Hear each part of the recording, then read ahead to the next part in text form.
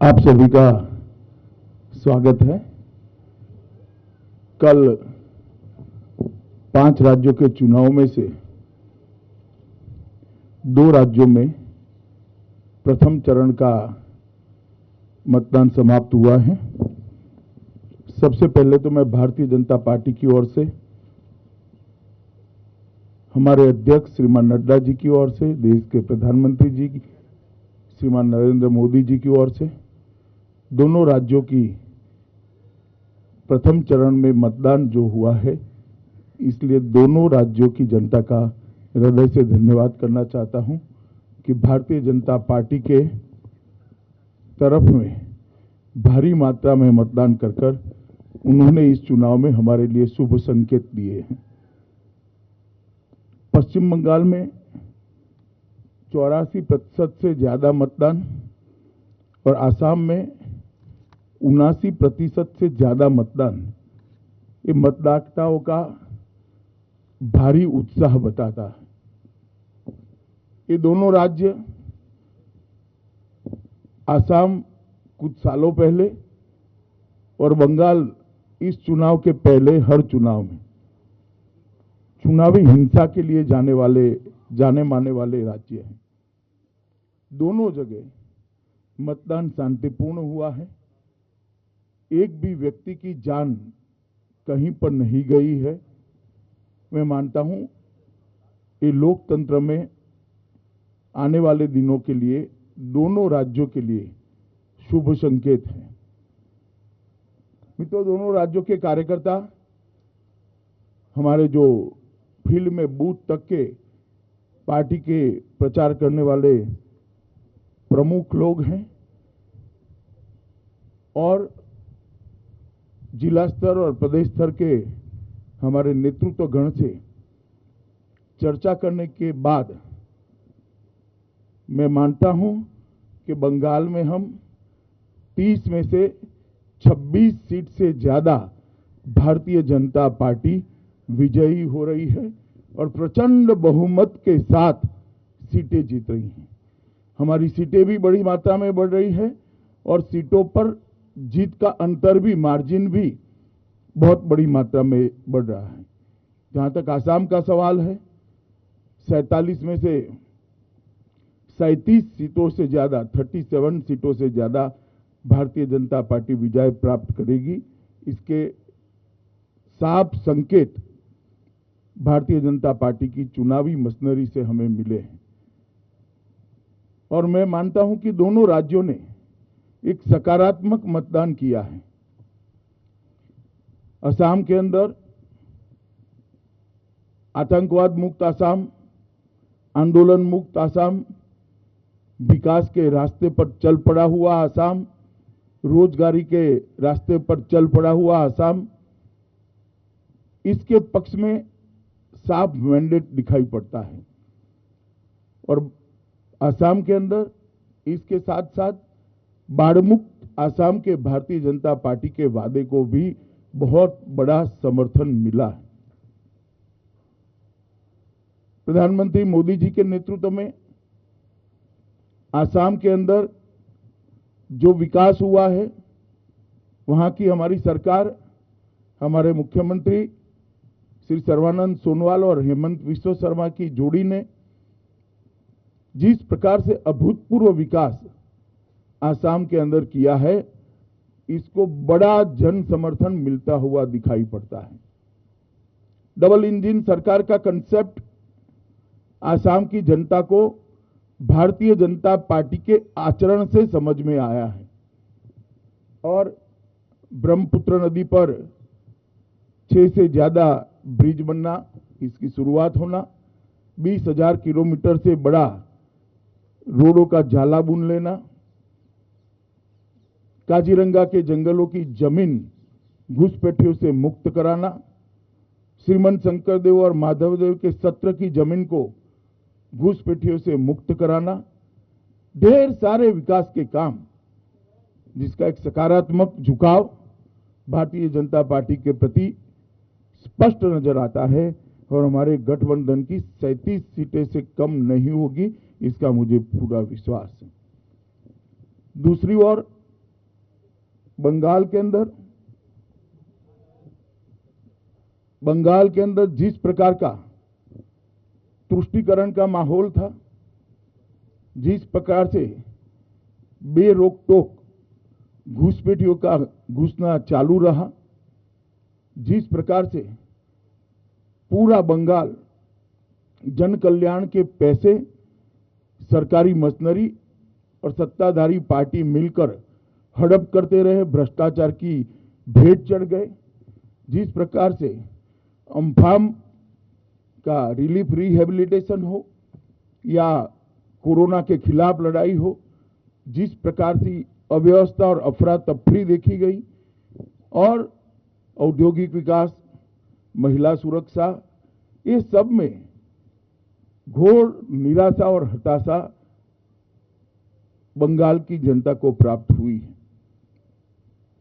27 साल के कम्युनिस्टों के शासन के बाद उनको एक आशा थी कि दीदी एक नई शुरुआत लेकर आएगी, मगर दल का चिन्ह बदल गया, दल का नाम बदल गया, बंगाल वही का वही रहा और गिरावट आई।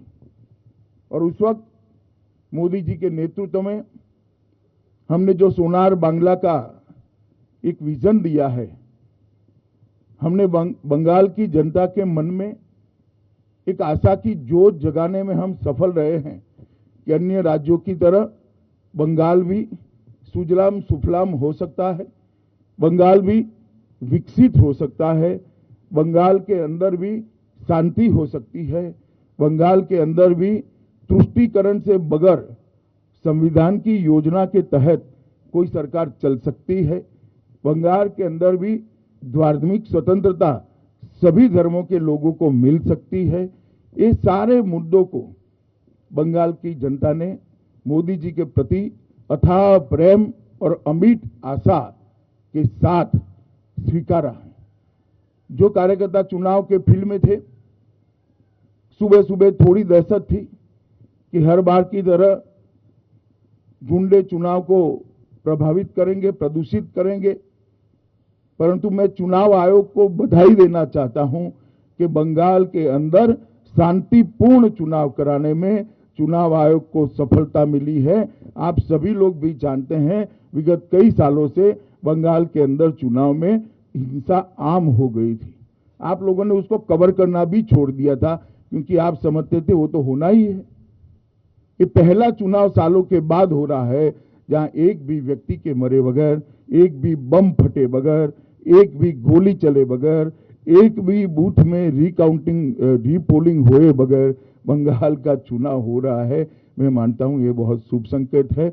बंगाल की महिलाओं का भी मैं विशेष आभार प्रकट करना चाहता हूं, क्योंकि महिलाओं ने बढ़ चढ़कर भारतीय जनता पार्टी के पक्ष में मतदान किया है। और मैं मानता हूं कि प्रथम चरण में 26 सीटों से जो शुरुआत हुई है, हमारे लक्ष्य 200 पार को सिद्ध करने में हमें बड़ी सरलता रहेगी। इसी तरह से चुनाव आगे बढ़ता रहा, भारतीय जनता पार्टी 200 से ज्यादा सीटों के साथ बंगाल में सरकार बनाएगी, इसका मुझे विश्वास है। भाजपा के सभी कार्यकर्ताओं का विश्वास है। आसाम में भी अभी जो सीटें हैं, इससे ज्यादा सीटों के साथ हम पूर्ण बहुमत की भारतीय जनता पार्टी की सरकार बनाएंगे। आप लोगों का बहुत बहुत धन्यवाद। अब पूछ सकते हैं आप। सर, जिस तरीके से एक ऑडियो आया है कि कार्यकर्ता से बात करें तो किसी तरफ से ऑडियो जारी किया गया है जिसमें ममता जी की बात कर रही है बीजेपी के कार्यकर्ता से कि नंदीग्राम हार जाएंगे, आप आ जाइए, हमारा सहयोग करिए। उसको लेकर आपकी प्रतिक्रिया क्या? मेरी कोई प्रतिक्रिया नहीं हो सकती। हर एक को अधिकार है अपना समर्थन जुटाने का। ममता जी भी जुटा रही है, इसमें क्या है? पहले जो तृणमूल कांग्रेस कल चुनाव आयोग को शिकायत भी की थी कि शुरुआती दौर में जिस तरह से लगातार नंबर भी आ रहे थे, गड़बड़ियों की आशंका जताई जा रही है तृणमूल कांग्रेस की तरफ से। नहीं, मगर क्या गड़बड़ी? तृणमूल कांग्रेस के एक भी पोलिंग एजेंट ने कोई फरियाद नहीं करी है। गड़बड़ी तो पोलिंग बूथ के अंदर होती है। गड़बड़ी नहीं हुई वो उनकी कंप्लेन है, मगर वो अच्छे से बोल नहीं पाते हैं। कि बोलने में थोड़ा संकोच होता है कि इस बार हम गड़बड़ी नहीं कर पाए हैं, यही कंप्लेन है उनका। एक मिनट रंधावा रुक जाइए। आप 30 तारीख को नंदीग्राम जा रहे हैं, रोड शो हो रहा है, यहाँ पे उस दिन ममता बनर्जी भी अपना सभा कर रही हैं, तो क्या उस दिन नथिंग स्पेशल, नंदीग्राम हमारे लिए एक सीट है। मैं नंदीग्राम के मतदाताओं को इतना ही कहना चाहता हूं कि बंगाल के अंदर परिवर्तन अगर करना है तो बंगाल की 200 सीटों ने परिवर्तन करना पड़ेगा। नंदीग्राम अकेला ही कर दे तो बंगाल के अंदर अपने आप परिवर्तन हो जाएगा। तो मेरी बंगाल के नंदीग्राम कॉन्स्टिट्यूएंसी के मतदाताओं को अपील है कि परिवर्तन तो आपके ही हाथ में है, आप अकेले ही कर दीजिए, परिवर्तन हो जाएगा। विकास भदौरिया जी अमित भाई, अभी तो पहले चरण का मतदान हुआ है, ऐसे कौन से संकेत हैं जिनके आधार पर आप ये एनालिसिस कर सकते हैं कि ये जो 84% मतदान आपके पक्ष में हुआ है, और दूसरा यही मोमेंटम आगे भी 7 चरणों में बरकरार रहेगा? देखिए विकास जी, ये मैं तो चुनाव के पहले से कर रहा हूं कि 200 सीटें आएगी। आप लोग कई बार मेरी बात मानते नहीं है, मगर मैं बताता हूं 200 से ज्यादा सीटें आएगी, क्योंकि जब हम प्रचार में जाते हैं, जब संगठन के काम करने के लिए जाते हैं, बंगाल की जनता के जो उद्गार होते हैं, बंगाल की जनता की जो भावनाएं होती है, इनकी संवेदनाएं होती है, वो हमें स्पर्श करती हैं। और इससे मालूम पड़ता है कि बंगाल की जनता त्रस्त है। सभी वादे माँ माटी मानुष के खोखले साबित हुए हैं और बंगाल के अंदर संपूर्ण परिवर्तन होने जा रहा है। Megha Prasad, Times Now. Sir Amit sir, आप कल अहमदाबाद में थे, कुछ ऐसी रिपोर्ट्स आ रही हैं कि शरद पवार जी और प्रफुल्ल पटेल जी दोनों ये अहमदाबाद सब चीजें सार्वजनिक नहीं होती है। नवजोत रंधावा, रविंद्र सिंह, जी न्यूज। और बीजेपी लगातार आरोप भी लगाते रही है कि टीएमसी बीजेपी कार्यकर्ताओं की हत्या करते रहे, हिंसा काफी हुई, और आप कई कार्यकर्ताओं से मुलाकात भी की उनके परिवार से। अब बीजेपी के ही जो शामिल हो गए हैं उनसे ममता बनर्जी खुद फोन कर रही हैं कि हमें समर्थन करो। एक तरफ हिंसा और दूसरी तरफ इस तरह की अपील। आपको लग रहा है कि जमीन खिसकने का डर है या फिर अपने लोगों को वापस लेना चाहती है? जमीन खिसकने के लिए टेलीफोन कॉल का परिचायक होना जरूरी नहीं है। जमीन खिसक चुकी है, जमीन जनता ने खिसकाई है, और फिर से एक बार मैं कहता हूं 200 से ज्यादा सीटों के साथ भारतीय जनता पार्टी की वहां सरकार बनने जा रही है। विनीत, टीवी 18। सर, जिस तरह से पीएम बंगाल गए थे, ममता बनर्जी का कहना है कि वहां जाकर के वो प्रचार कर रहे हैं। जब बांग्लादेश के एक एक्टर ममता बनर्जी के पक्ष में प्रचार कर रहे थे तो बीजेपी ने सवाल खड़े किए थे। अब पीएम के दौरे पर ममता बनर्जी सवाल खड़े भाई वो तो खड़े करे, आप काहे को कर रहे हैं? कल पीएम ने कोई बात करी है वहां पर प्रचार की? कोई बात नहीं करी। प्रधानमंत्री का दौरा है 2 देशों के संबंध मजबूत करने के लिए, 2 देशों के सांस्कृतिक संबंधों को रिवाइव करने के लिए। वहां पर उन्होंने ना चुनाव की बात करी है, ना ममता दीदी को कुछ कहा है, ना भाजपा के लिए कुछ कहा है। नंदिता प्रतिदिन।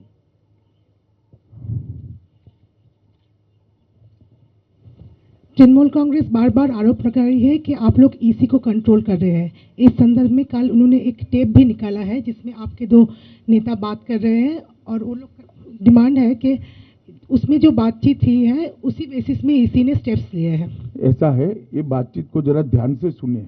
मुझे लगता है आपको ममता जी का आरोप ब्रह्म वाक्य लगता है, ध्यान से सुना नहीं है। इसमें हमारे 2 नेता बात कर रहे हैं, इतनी जगह पे हमने ट्रांसफर के लिए डिमांड करनी पड़ी। ये डिमांड तो हमने राइटिंग में रखी है, इसमें टैप की जरूरत नहीं है। ब्लैक एंड व्हाइट में लिख कर दिया है। एक नेता दूर थे, दूसरे नेता हेडक्वार्टर पे थे, वो फीडबैक दे रहे हैं कि ये कॉन्स्टिट्यूएंसी के लिए भी कंप्लेन करो, इनके भी ट्रांसफर के लिए कहो। तो इसमें क्या कोई गोपनीय बात है ही नहीं।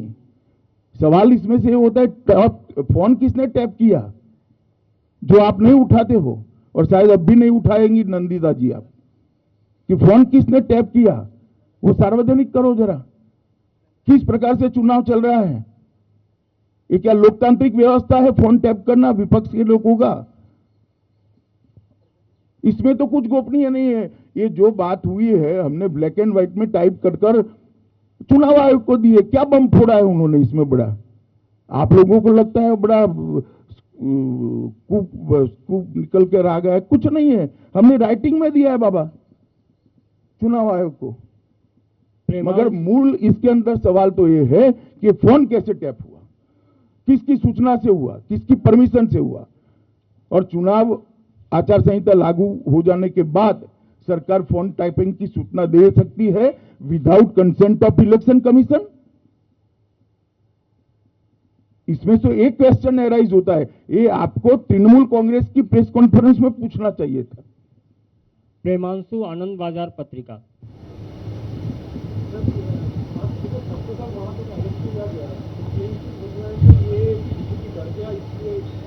वहां चुनाव समाप्त हो चुका है, आपको इंफॉर्मेशन नहीं है। कल चुनाव पैक हो चुका है, कल तक चक्रधर महतो ओपन थे।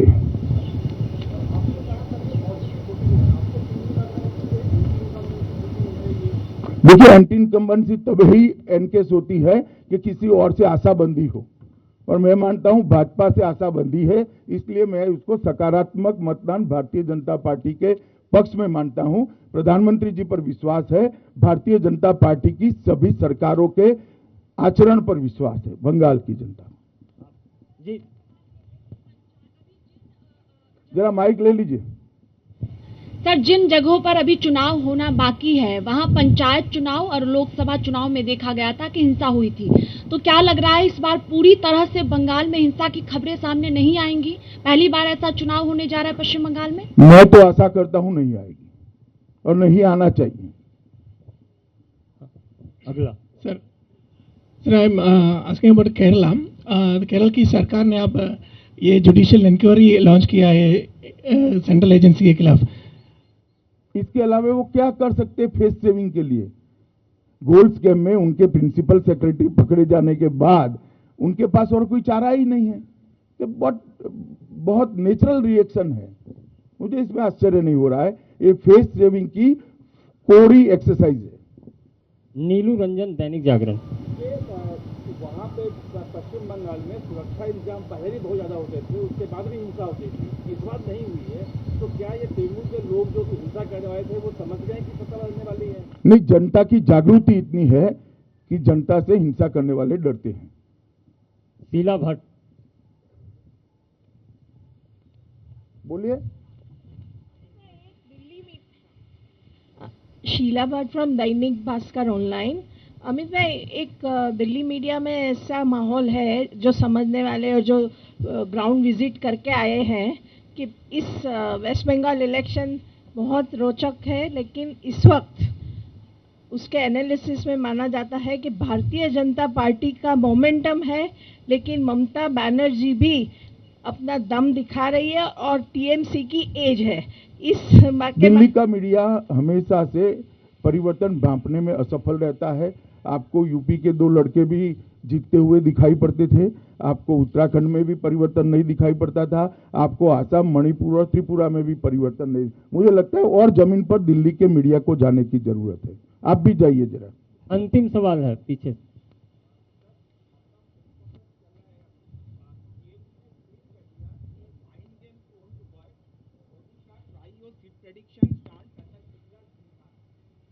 क्या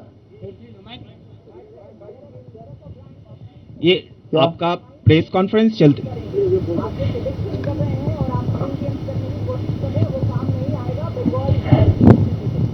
ठीक है, वो उनका अनुमान हो सकता है, मगर जो मेरा अनुमान गलत है तो उनको जवाब देने की शायद जरूरत नहीं थी। धन्यवाद।